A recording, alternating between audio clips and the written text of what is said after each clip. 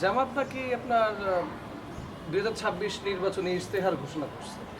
এখানে নাকি 41 দফাও আছে।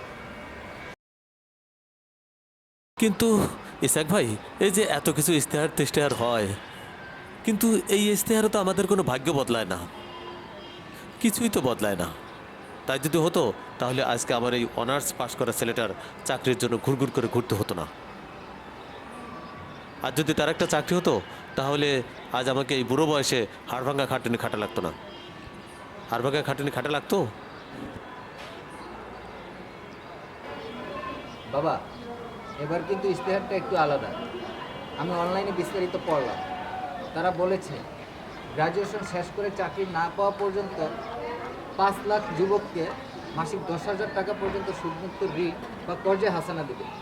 এটা তো আমাদের জন্য, আমাদের মতো ছেলেদের জন্য অনেক বিরাট বড় একটা সাপোর্ট। ঠিক বলেছে। ওরা আরো বলেছে কর্পোরেট ট্যাক্স 20% নিচে নামিয়ে নিয়ে আসবে।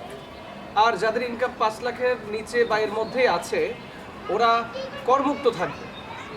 এতে করে মধ্যবিত্ত যারা আছে ওদের জন্য অনেক ভালো কিছু হবে, অনেকটা চাপ কমে আসবে ওদের। আছে ইসাক ভাই, এই আমাদের মতো কৃষকদের জন্য কি ইশতেহারে কিছু আছে? যেভাবে বাড়ছে সারের দাম, তেলের দাম আকাশ ছোঁয়া। তারা বলছে যে কৃষকদের জন্য রয়েছে সুদমুক্ত ঋণ সুবিধা এবং 2030 সালের মধ্যে খাদ্য হবে সম্পূর্ণ ভেজাল মুক্ত।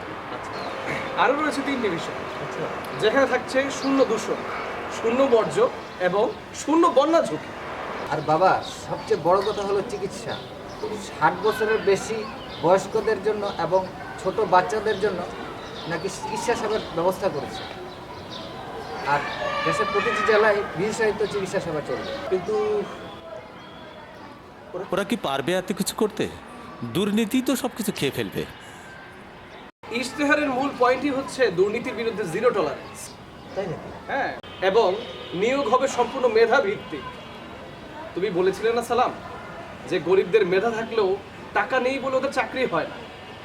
ওরা এই পুরো বিষয়টাকেই শেষ করে দিতে চায়। হ্যাঁ বাবা, ওরা এমনকি 15 লাখ ফ্রিল্যান্সার তৈরির কথা বলেছে। গ্রাম পর্যায়ে টেক ল্যাব তৈরি করবে।